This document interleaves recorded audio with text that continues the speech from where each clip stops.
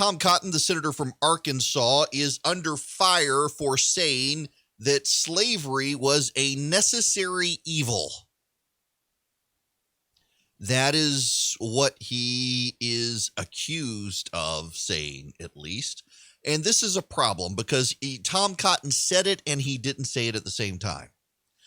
What Tom Cotton actually did was explain the views of the founders of the country. Let me give you Tom Cotton's precise quote. Now, I'll tell you the person who's making hay over this is Nicole Hannah Jones, the fabulist creator of the 1619 Project of the New York Times. This is the woman who believed Africans came to the New World first, and the proof is the Aztec pyramids. She actually wrote that in a newspaper at one point. She, of course, revised the American Project to make it all about slavery. Everything's got to be seen through race and through slavery. And Tom Cotton has proposed legislation that would prohibit federal funding to school systems that adopt the 1619 Project for the teaching of American education. You do need to understand just real quick just how bad the 1619 Project is. It not only distorts history, but it flies in the face of noted, highly credible, well-regarded American historians who reached out to both the writer at the New York Times and to the New York Times itself and said, don't go down this road. It's not accurate.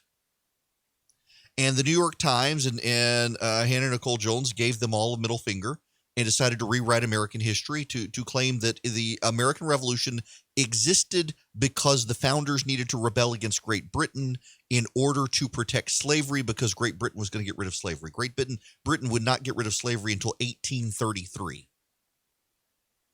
There were no major voices in Great Britain in the 1770s calling for the abolition of slavery. In fact, there were more prominent Americans calling for the abolition of slavery in the 1770s than there were British citizens in England.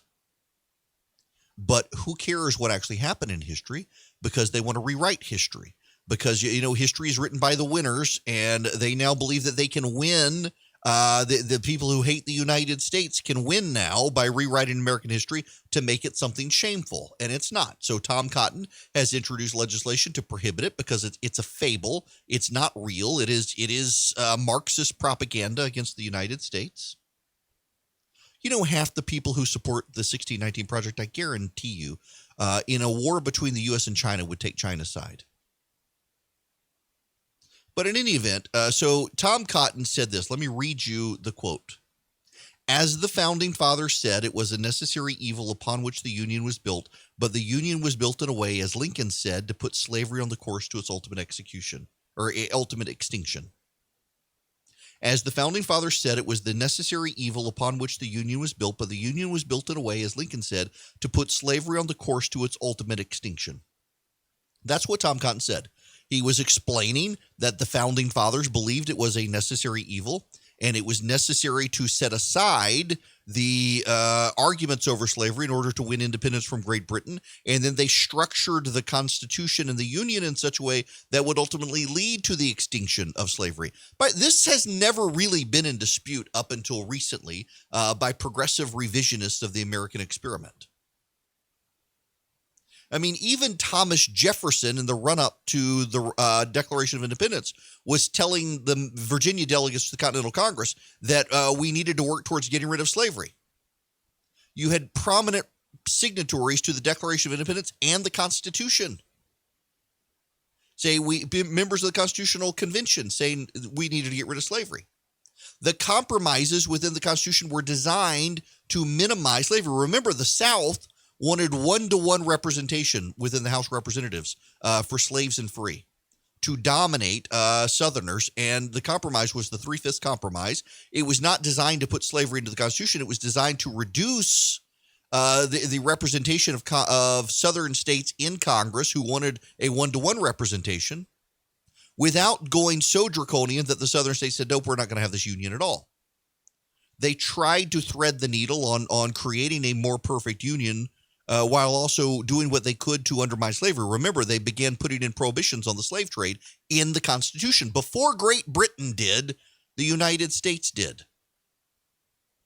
And Tom Cotton is pointing all of this out in an interview, and the leftist is trying to destroy him for saying it was a necessary evil, as if those were his words, as opposed to him reflecting what the Founding Fathers believed. The fact that you can't explain what the Founding Fathers believed without you getting attacked for explaining what the Founding Fathers meant, it shows you just how disingenuous and dumb these people are. There is an overwhelming level of ignorance among the people who support the 1619 Project. They have no sense of history. They want to believe the worst about this country, and so they have revised it in such a way to be able to believe the worst about this country. And when you point out to them that they're wrong, you're a racist for pointing out that they're wrong. Everything is now racism in this country. Everything has to do with racism now, including the 1619 Project. It is premised on the idea that we are a racist nation, and that we've never gotten rid of the original sin of this country being slavery. They have revised the history of this country all the way back to 1619 before anyone even presumed, even knew, even recognized that there would be anything other than British colonies here.